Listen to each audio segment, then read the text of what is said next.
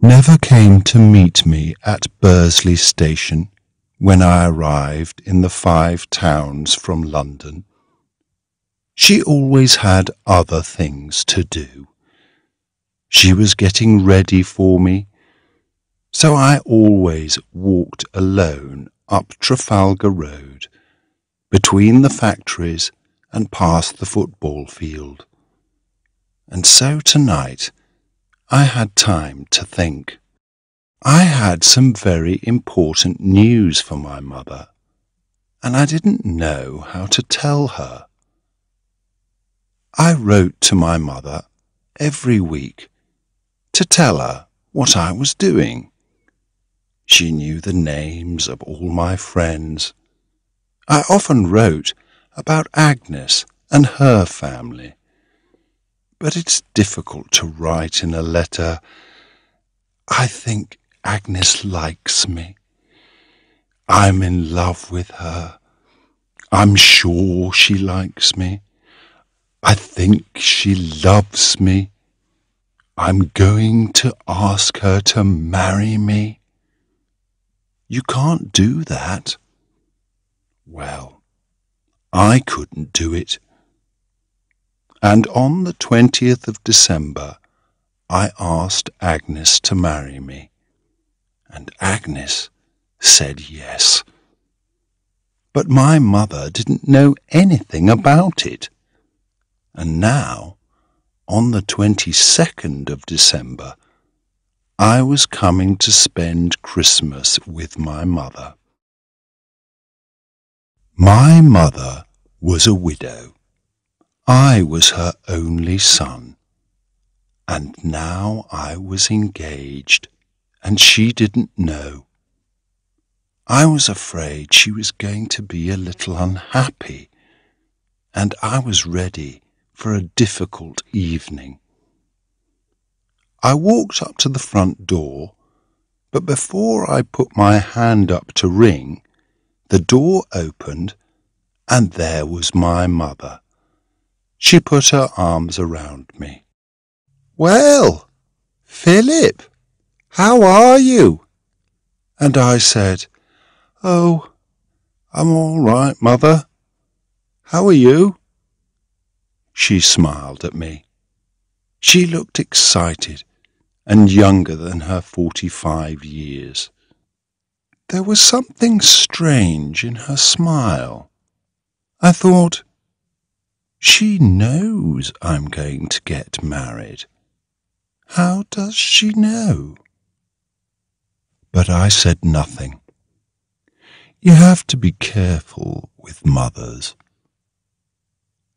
I'll tell her at supper, I decided. I went upstairs to my bedroom. When I came down, my mother was busy in the kitchen. I went into the dining room, and here I had a surprise. There were 3 chairs around the table, and 3 plates and 3 glasses. So Agnes was coming. I didn't know how my mother knew, but she did know. She and my wonderful Agnes were planning a surprise for me. Agnes was coming to Bursley for Christmas. There was a ring at the door. It's Agnes, I thought, and running to the door, I opened it. It was Mr. Nixon. Mr. Nixon was an old friend of the family. He was a large, strong man of about 49 or 50. He was very helpful to my mother after my father's death. "Good evening, young man," he said. "It's good to see you back in Bursley." "Mr. Nixon has come for supper, Philip," said my mother. Mr. Nixon often came to supper during my visits to Bursley, but never on the first night. I liked him, But I wasn't very happy to see him tonight, because I wanted to talk to my mother. I couldn't talk to her about Agnes with Mr. Nixon sitting at the table. We started our supper. We talked about this and that, but nobody ate very much.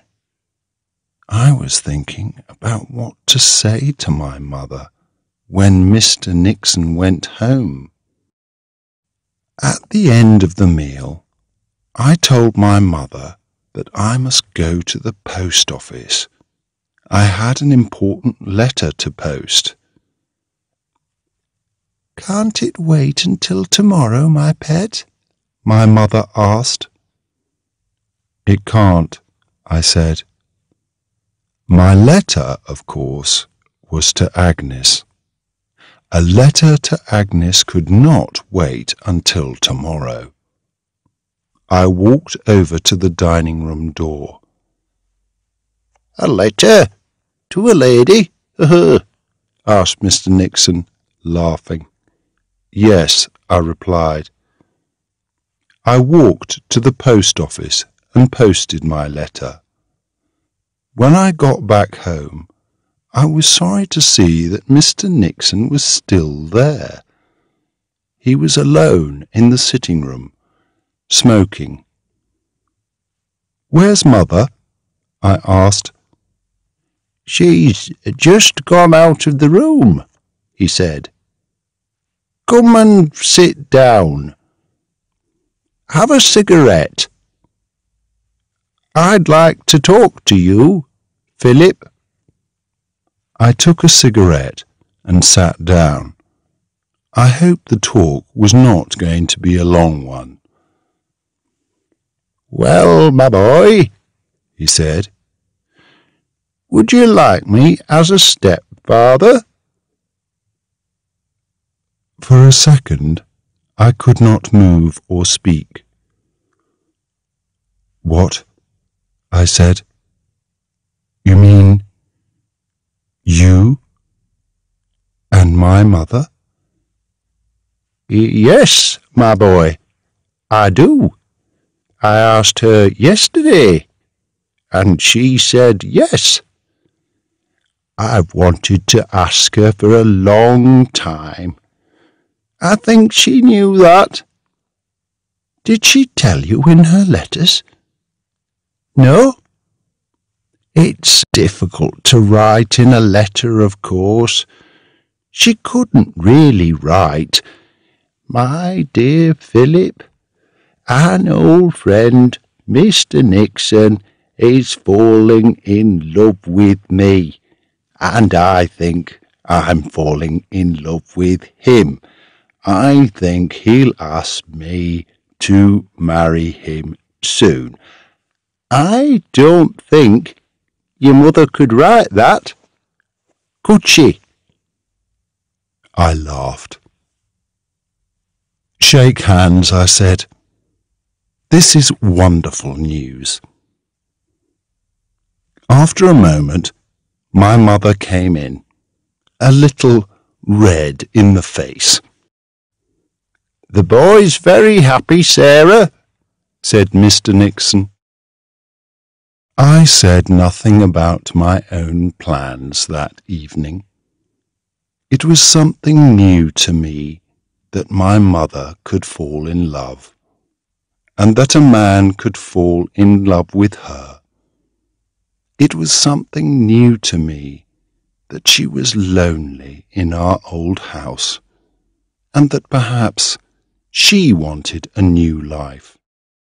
Perhaps, like all sons, I thought only about myself and my life. So I decided to say nothing about my news, and that evening my mother came first for me. I could tell her about Agnes tomorrow. We live and learn.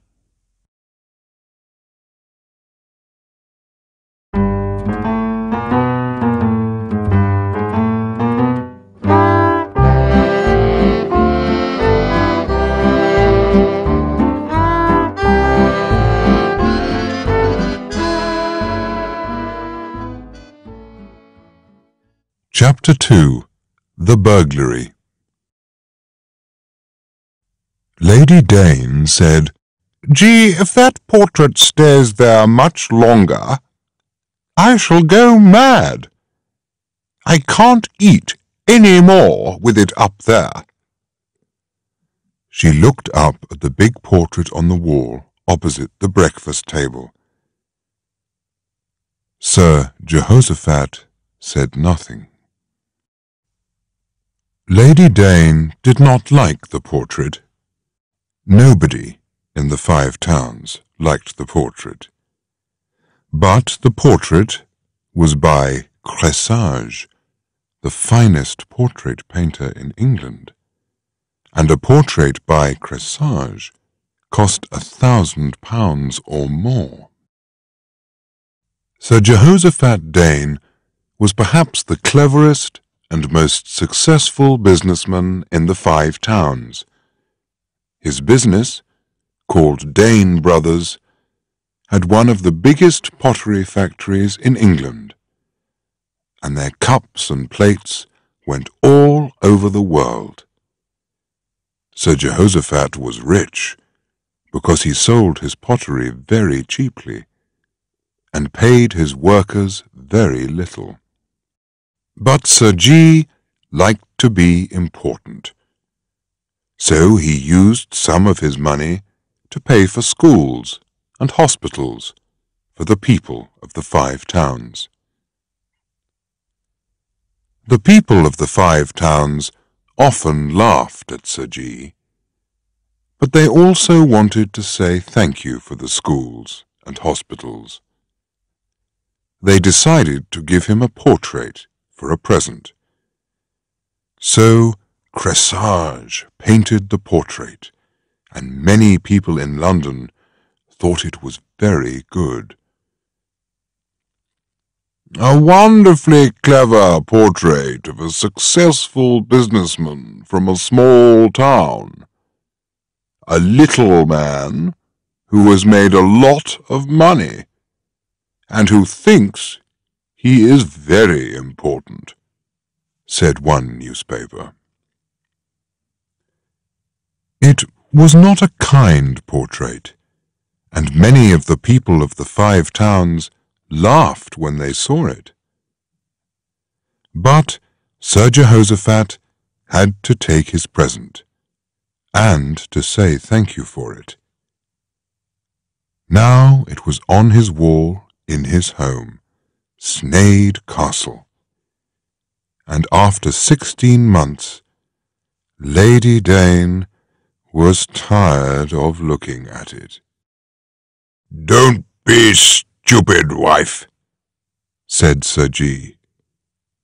"I'm not taking that portrait down, or selling it, not even for £10,000.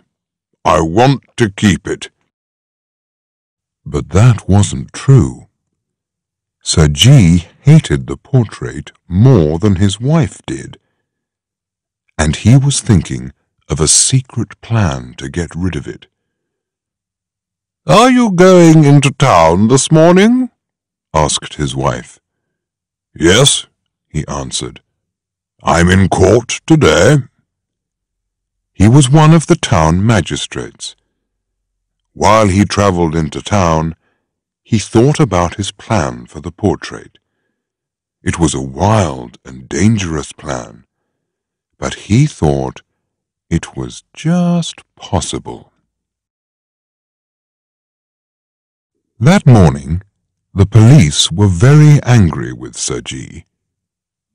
A man was in court, and the police said he was a burglar.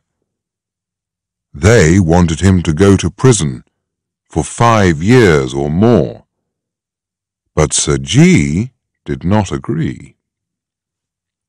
He said there was no proof that William Smith was a burglar.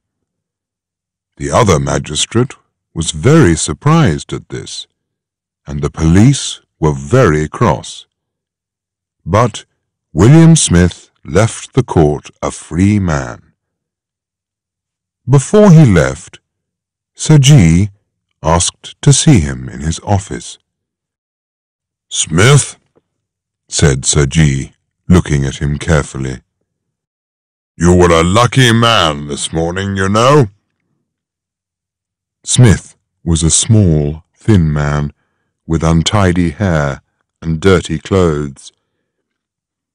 "Yes, I was lucky," he answered. "And what do you want from me?" "I hope I can help you," said Sir G. "I don't know if I want help, but I never say no to money." "Sit down," said Sir G. William Smith sat down at Sir G.'s desk. "Well?" he asked. "I want you to steal something from my house, but it won't be a crime." "What?" Smith was very surprised. "In my house, Sneyd Castle, there is a portrait of myself. I want someone to steal it." "Steal it?" "Yes." "How much will you pay me for doing it?" "Pay you?" said Sir G. "It's a crissage. You'll get £2,000 for it in America." And Sir G. told Smith the story of the portrait and why he wanted to get rid of it. Smith thought for a minute and then said, "All right, I'll do it, just to help you." "When can you do it? Tonight?" "No," said Smith. "I'm busy tonight." "Well, tomorrow night?" "I'm busy tomorrow, too." "You're a busy man," said Sir G. "Well, business is business, you know," said Smith. "I can do it the day after tomorrow." "But that's Christmas Eve." "Well, it's either that or Christmas Day. I'm busy again after that." "Not in the Five Towns, I hope," said Sir G. "No, there's nothing left in the Five Towns." So they agreed on Christmas Eve. "Now," said Sir G., "I'll describe the rooms in Sneyd Castle to you. Then you'll know where—" William Smith looked at him and laughed loudly. "Describe the rooms to me? Do you think I'm stupid? I'm a businessman. I know Sneyd Castle better than you do." On the afternoon of the 24th of December, when Sir Jehoshaphat came home to Sneyd Castle, his wife was packing suitcases. The Danes were going to their son's house for Christmas. Their son John had a new wife and a new baby, and he wanted to spend Christmas in his new home with all the family. Sir G. said nothing to his wife immediately. He watched her for a while, and then later, during tea, he said suddenly, "I can't come to John's house this afternoon." "Oh, G," she cried, "you are difficult. Why didn't you tell me before?" He didn't answer the question. "I'll come over tomorrow morning, perhaps in time for church." "There's no food in the house, and the servants are all going away on holiday. There's nobody to cook for you. I'll stay with you if you like." "No, I'll be all right." Lady Dane went to her sons, leaving some cold food for Sir G. Sir G. had a cold, silent meal in front of his portrait. he was alone in the castle. And that was a good thing, he decided. There were no servants to wake up and hear William Smith at work. Sir G. was a little afraid.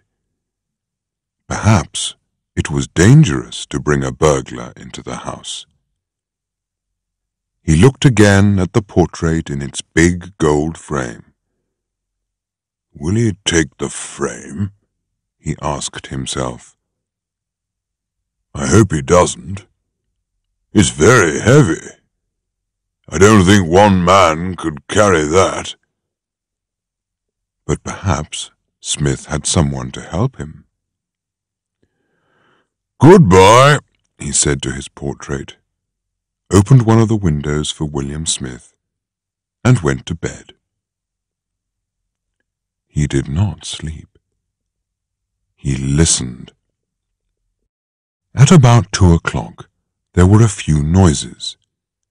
They stopped, then started again. Smith was at work. Sir G. got out of bed quietly, went to the window, and looked out carefully.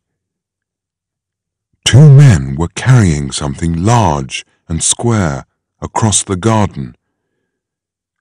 So, Smith had a friend, and he was taking the portrait and the frame. Sir G. went back to bed. He slept for a few hours and then went downstairs. The portrait was on the floor with some writing across it in big white letters. "This is no good to me." It was the big gold frame that was missing. And that wasn't all.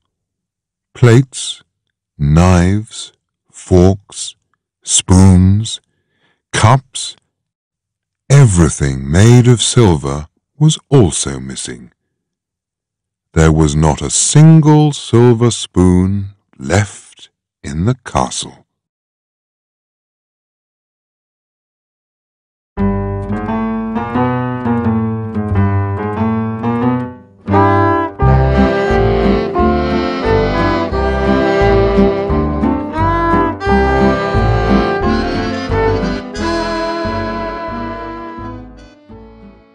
Chapter 3. Beginning the New Year. We are slow, silent people, we of the 5 towns. Perhaps it is because we make pottery, which is slow, silent work. There are many stories about us and how slow and silent we are. These stories often surprise the rest of the world very much, but we just laugh at them. Here is an example. Toby Hall was born in Turnhill, the smallest of the 5 towns. Last New Year's Eve he was travelling by train from Crewe to Derby, which was now his home town. He got out of the train at Knype, in the centre of the 5 towns, for a quick drink. The station was busy, and he had to wait for his drink. When he returned to the train, it was already moving. Toby was not a young man. He couldn't jump on the train, so he missed it. He went to speak to the man in the station office. "Young man," he asked, "when's the next train to Derby?" "There isn't one before tomorrow." Toby went and had another drink. "I'll go to Turnhill," he said to himself slowly, and he paid for his drink. This was his first visit to the Five Towns for 23 years. But Knype Station was still the same, and so were the times of the trains to Turnhill. The train was the same too. In 20 minutes he was leaving Turnhill Station and walking into the town. He walked past a number of fine new buildings. In the town centre, almost everything was different. He walked on, into smaller streets, and at last came to Child Row. The old houses here were the same as always, and he looked at one small house very carefully. The light was on, so there was somebody at home. He crossed the street to the house. It was a special house for him. Number 11 it was and is, because 24 years ago it was his home.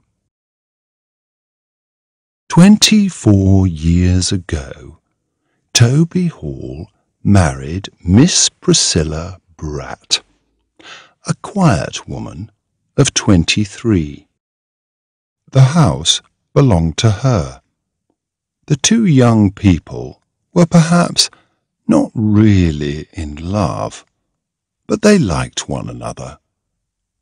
Their only problem was the house. Priscilla often said that the house belonged to her.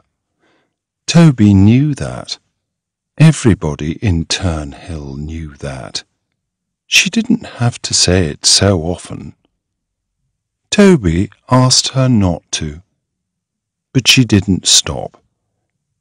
He was happy to live in his wife's house, but he didn't want to hear about it every day. And after a year, it was too much. One day, he put some things in a bag, put on his hat, and went to the door. "Where are you going?" asked Priscilla. He stopped for a minute, then answered, "America." And he went. It was not difficult for Priscilla. She did not think that Toby was a very good husband. She could live without him. She had her house and some money. Toby went to the bank and got all his money and sailed off to New York on the Adriatic. From New York he went to Trenton, New Jersey, which was the Five Towns of America. Toby was a good potter, and he found work easily. After a year, he asked a friend to write to Priscilla and tell her that he was dead. He wanted to be a free man, and it was only fair for her to be a free woman. After a few years, he returned to England. He changed his name from Hall and started work as a potter in Derby. He did well. The money was good, and he didn't have much to spend it on. He lived quietly, working all week and going fishing at the weekends. And now, because of a visit to Crewe, a train, and a drink, he was in Child Row and crossing the street to number 11. He knocked on the door. Many doors in the Five Towns opened slowly and carefully, and so did this one. It opened a few centimetres, and a woman looked out at Toby. "Is this Mrs. Hall's?" he asked. "No, it's not Mrs. Hall's. It's Mrs. Tansley's," I thought. The door opened a little more. Is that you, Toby? It is, answered Toby, smiling a little. Well, well, said the woman. Well, well. The door opened a little more. Are you coming in, Toby? Yes, said Toby, and he went in. Sit down, said his wife. I thought you were dead.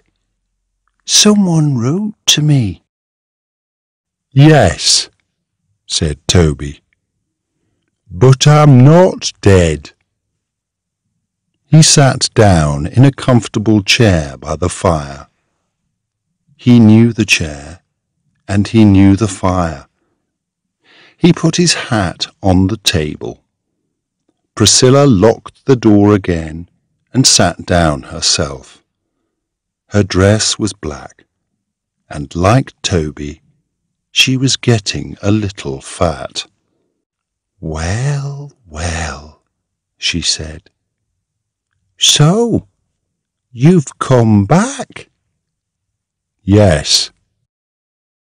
They were both silent for a minute. The weather's cold, isn't it? He said. Yes, it's been a cold winter. Another silence.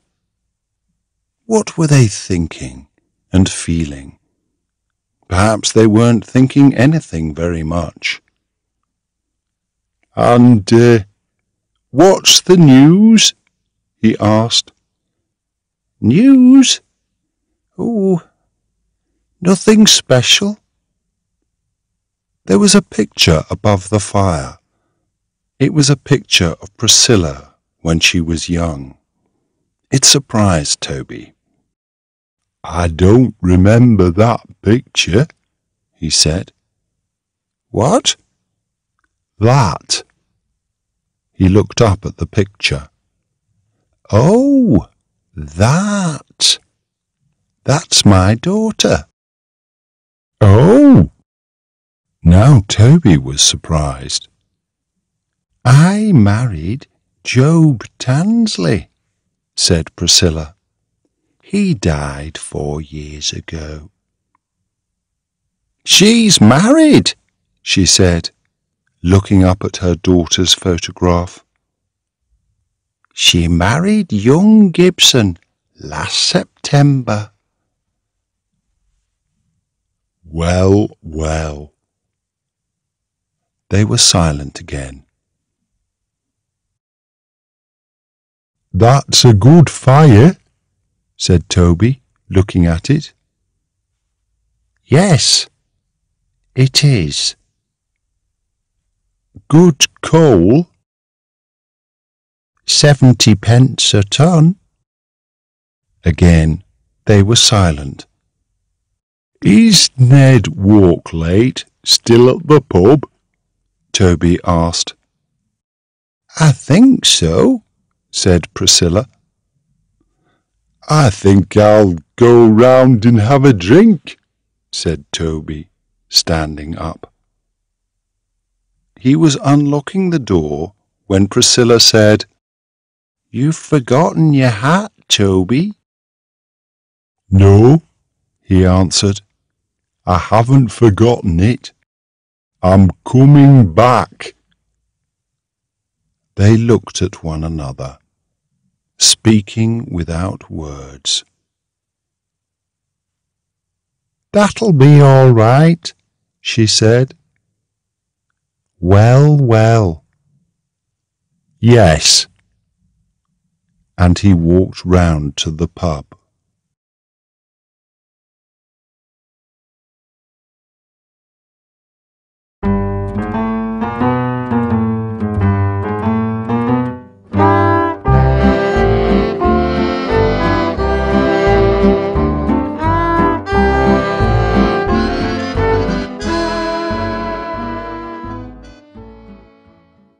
Chapter 4.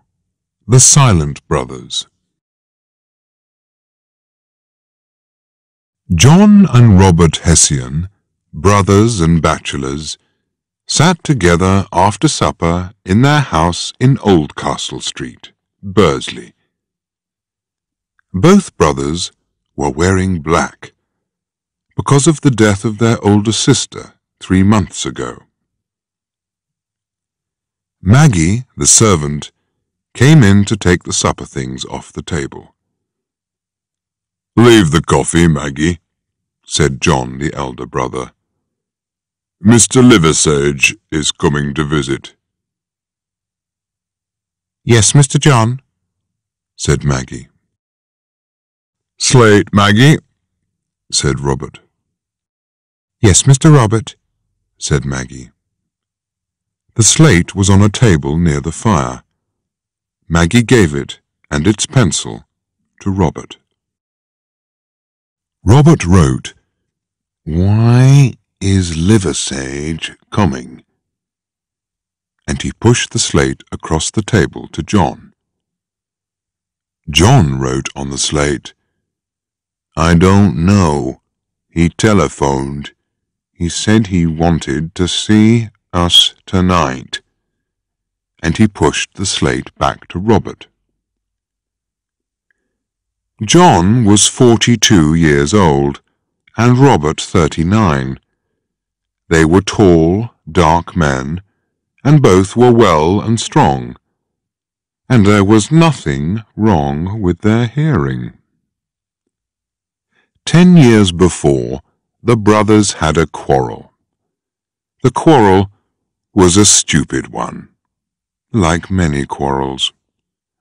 The morning after, Robert did not answer when John said something to him. "Well," said John to himself, "if he doesn't speak, I won't speak." And then Robert thought the same thing. Maggie was the first to see that the brothers were not speaking. Then it was their best friend, Mr. Liversage, the solicitor, and some of their other friends, but nobody said anything to them. The people of Bursley thought it was funny, and wanted to know which brother would win the quarrel. So Bursley watched the two men carefully, waiting for one of them to speak. But for 10 years the brothers went on living together in the same house, and neither man spoke a single word to the other. Life without words was very difficult for the brothers, but it was also difficult for their servant.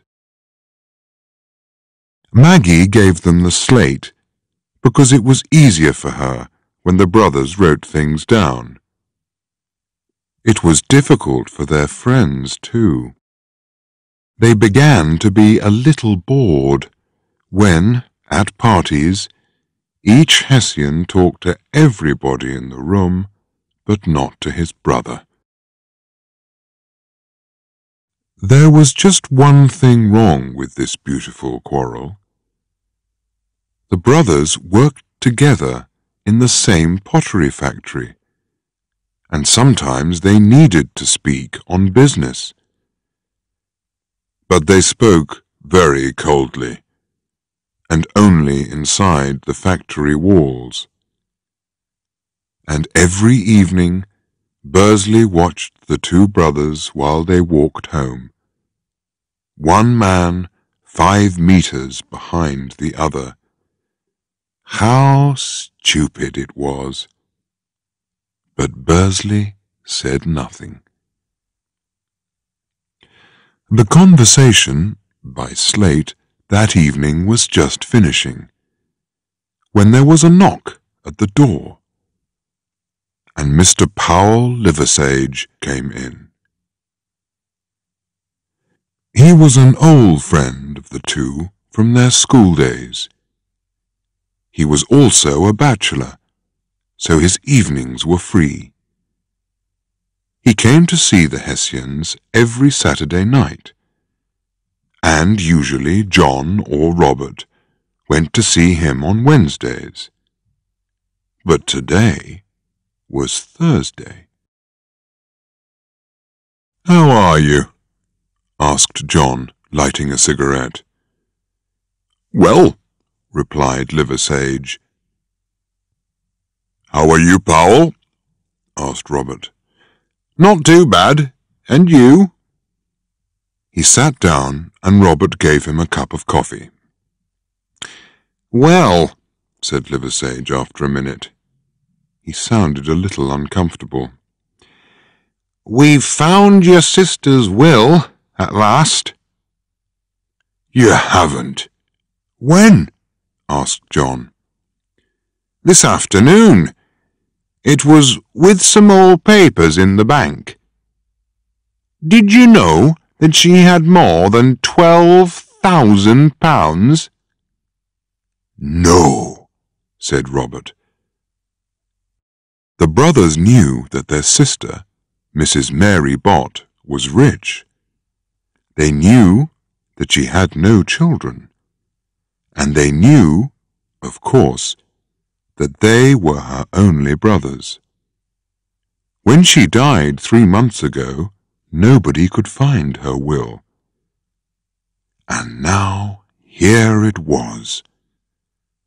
£12,000 between 2 people was a lot of money for each of them. But what did the will say? The 2 men wanted to know very much. But did they ask the question? Oh, no. Neither man wanted to be the first to speak. And so they sat in silence. "Do you want me to read the will to you?" asked Liversage at last. "Yes," they both answered.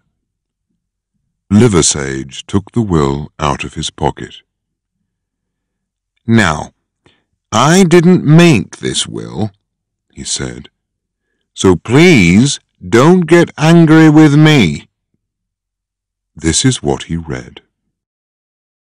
"You are both very stupid, John and Robert, and I've often said so. Nobody understands why you quarrelled like that about Annie Emery. Your life is difficult, but you've also been very unkind to Annie. She's waited 10 years already. So, John, if you marry Annie Emery, I shall give all my money to you. And Robert, if you marry her, I shall give it all to you. And you must be married in 12 months' time. And if neither of you marry her, then I give all my money to Miss Annie Emery, businesswoman of Duck Bank, Bursley. Mary Ann Bott, widow." "There, that's all," Liversage finished. "Let me see," said John. Liversage gave him the will, and he looked at it carefully. Robert walked round the table and looked at the paper in his brother's hand. All 3 men were silent for a few minutes. Each was afraid to speak, and even afraid to look at the others. "Well, I must go," said Liversage, standing up. "I say," said Robert, "you won't say anything about this to Annie, will you?" "I will say nothing," agreed Liversage. But it was wrong of him to say this, because Annie already knew. The two brothers sat and thought for a long time. 10 years before, when Annie was a woman of 23, without family, she started a business for herself, which was a bookshop.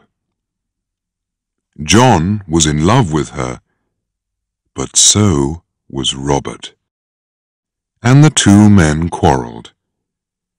They said very unkind, very unbrotherly things, and they were both very angry.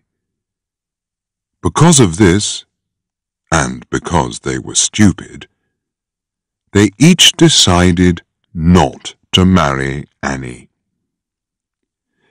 Each man wanted to show the other that he was the better, kinder, nicer brother. And so they did not speak for 10 years. And poor Annie Emery, who wanted to marry one of the two, but could not decide which, did not marry anyone.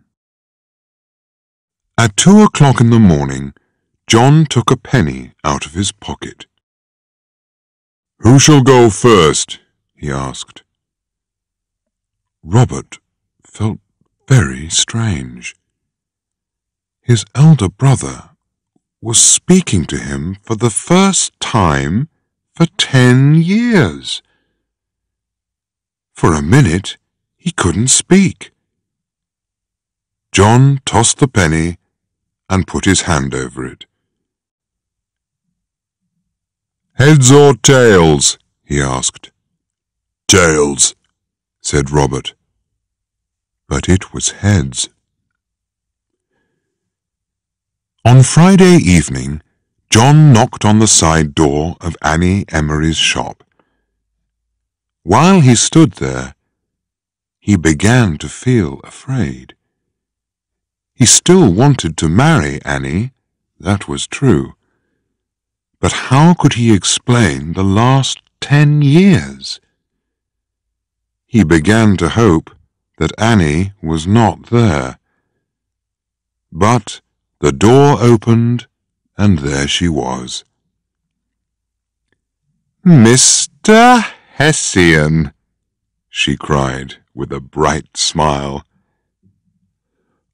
"I was just walking down Duck Bank," he said, "and I thought—" And in 15 seconds he was inside the house, sitting down. "But you're in the middle of eating your supper," he said.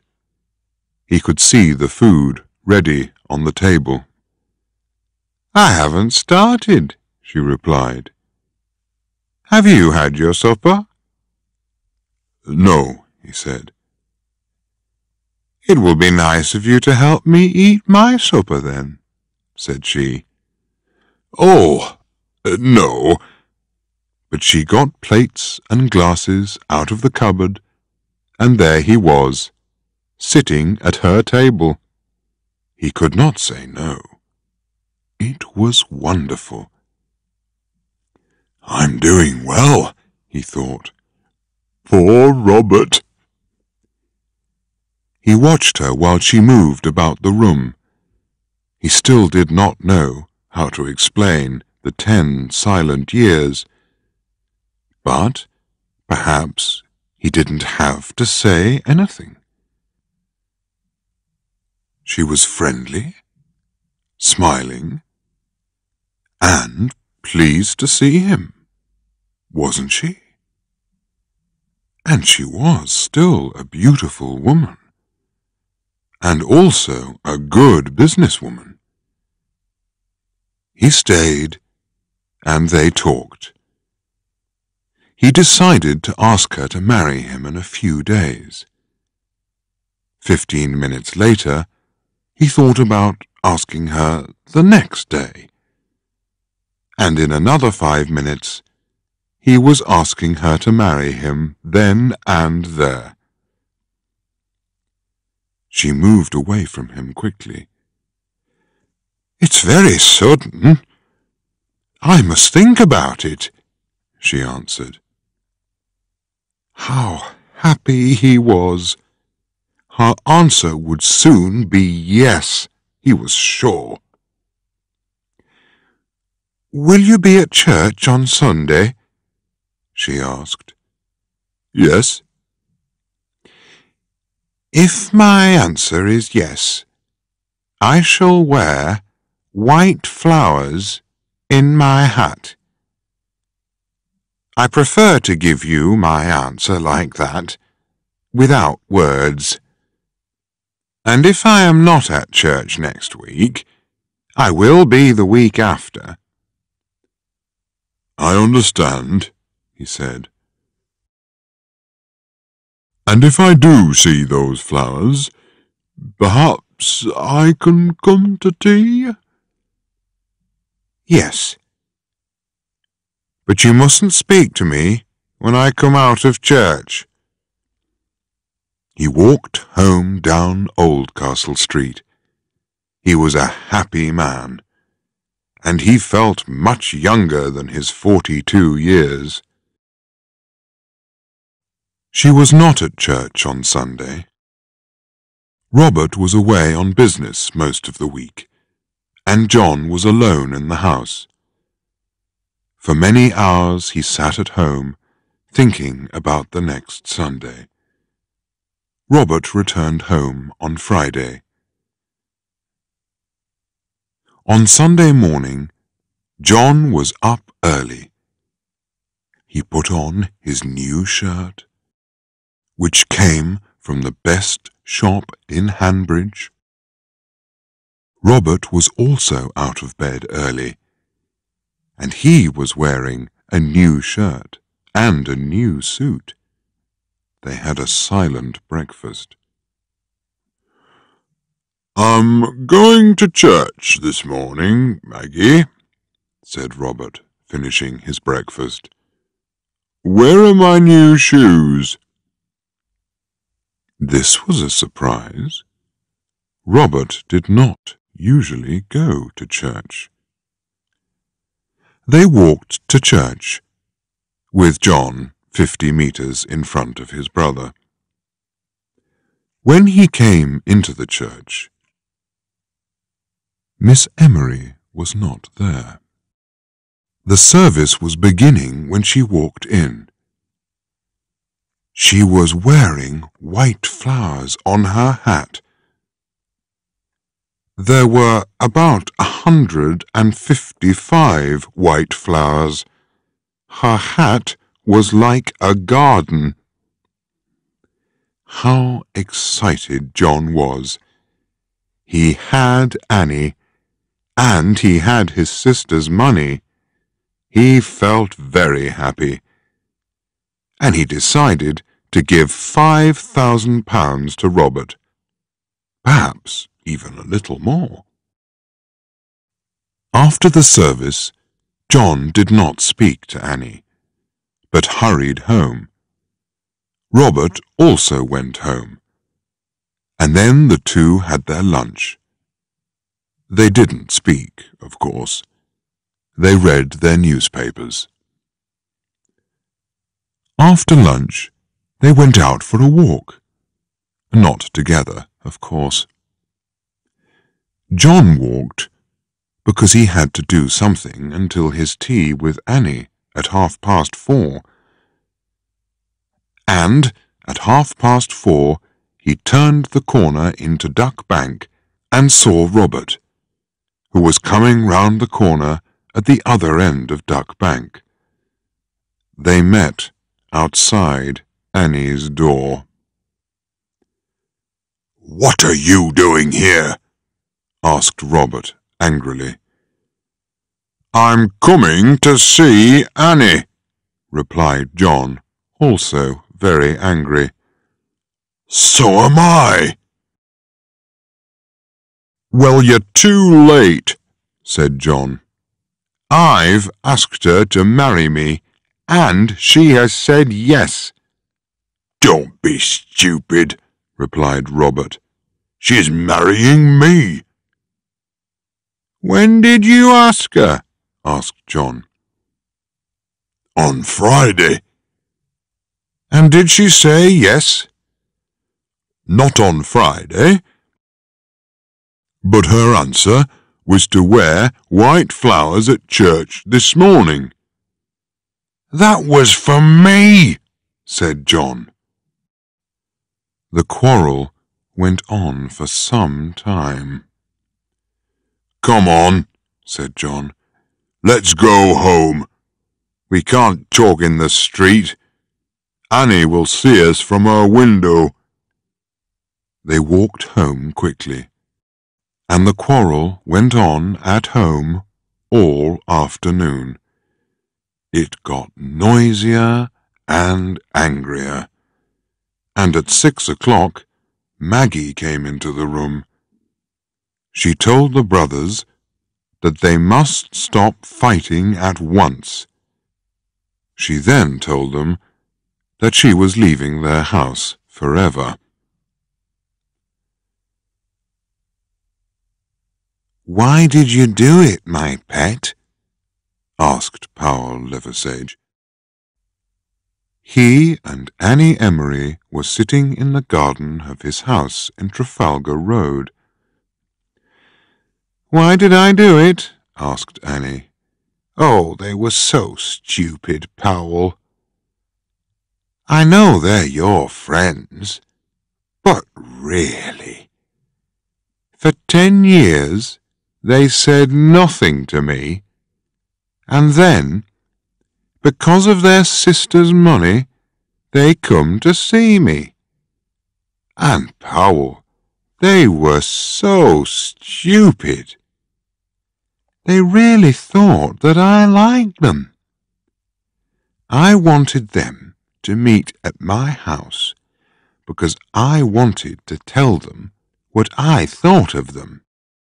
But I was watching from my bedroom window when they met in the street. They started to quarrel again, and then they went away." "Well, they'll be angry with me, I'm afraid," said Powell, "when they find out that we're going to get married. They'll say I want to marry you for the—" "I don't want the money, dear," said Annie. "They can keep their £12,000. Powell was a little sorry to hear this, but he said, "Yes, of course, dearest," and took Annie's hand. Just then, Powell's mother, who lived with him, came down the garden. "Powell," she said, "John Hessian's here. He wants to see you." "I must go," said Annie. "I'll go across the fields. Good night, Mrs. Liversedge." "Good night, Powell." Liversedge went into the house and found John. "Powell," he said, "I've quarrelled with Robert. I can't stay at home. Can I sleep in your spare room?" "Of course, John, of course." "I think I'll go to bed now, if that's all right." An hour later, there was another knock at the door, and Liversedge opened the door to Robert Hessian. "Hello, Powell," said Robert. "Can I sleep here tonight? I've had a terrible quarrel with John, and Maggie's gone, and I can't stay in the same house as John." "But what—" "Look, I can't talk. I'll go up to your spare room." "All right," said Liversedge. He took Robert up the stairs, opened the door to the spare room, pushed him in, and closed the door. What a night!